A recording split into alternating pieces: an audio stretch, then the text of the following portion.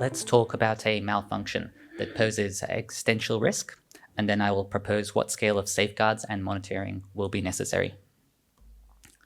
The International AI Safety Report defines loss of control as scenarios where AI systems operate outside of anyone's control with no clear path to regaining control. Some experts believe this could lead to human extinction.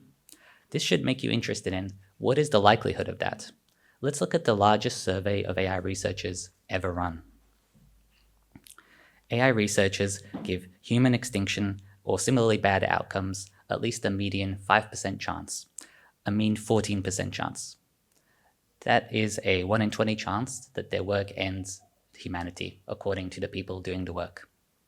In the same survey, researchers averaged a 25% chance that human-level machine intelligence will arrive over the next decade. So this will plausibly happen soon.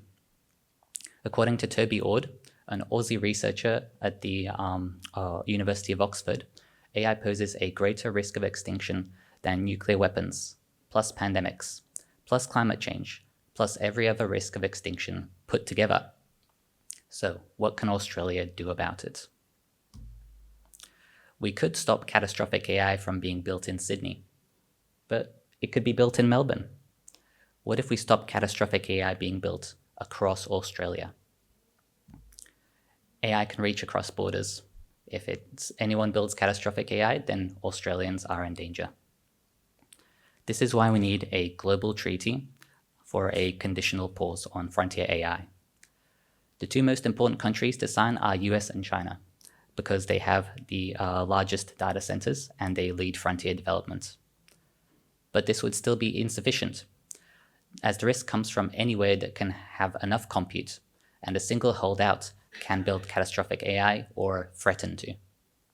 The only thing that actually lowers the risk is a verifiable global treaty covering everyone who could build it. You might think this is impossible, but Cold War rivals ran mutual nuclear inspections even at the height of hostilities. And imagine what options open up when national leaders internalize the 1 in 20 chance of extinction and what it means for their friends and families. A verifiable treaty has 3 parts.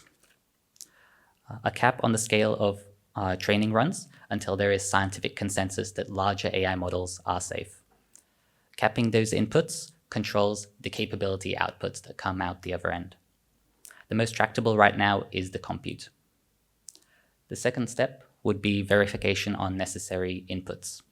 This could be modeled on how the International Atomic Energy Agency inspects nuclear material. And finally, we need enforcement. We have a toolkit from past arms control agreements and non-proliferation agreements, which include peer pressure, economic sanctions, and asset restrictions. That is the model set out in treaty proposals that you can see in the sources, drawing on compute governance literature. We have many of the building blocks. We need the political will to implement them. Australia is well placed. We don't build frontier models, making us a credible convener. And we've done this before. ICANN, the campaign that drove the nuclear ban treaty and won a Nobel Peace Prize, started in Melbourne. The Australia Group, which we founded and we still chair, harmonizes export controls on chemical and biological weapons across 42 countries. We are also a US ally with trade ties to China, and we've just stood up an AI Safety Institute. Australia also has agency in the AI supply chain in numerous ways. We have a lot more leverage than just building data centers, as shown in the sources and also described in Anton Leicht's recent presentation. Now, here are the counter-arguments that I hear most often. First, a pause would let more reckless actors take the lead. And a unilateral pause could do that, which is why we want a global, verifiable treaty. Next objection is near-term harms matter more than these risks that are years away. I can tell you that a frontier pause would also cut down on AI-driven bio, cyber, and disinformation risk. This would buy time for the valuable work being done by many of the people in this room and across this forum. Final main objection is that extinction risk is speculative. So why would we devote substantial resources towards this? I would say it will remain speculative until the evidence of it is undeniable. And at that point, it might be too late. Treaties and inspection bodies take months or even years to set up. We should put them in place now for the scenario where we all agree that we need to pause the frontier.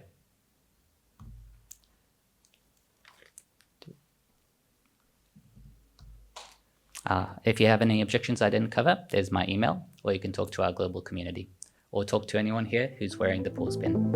Thank you very much.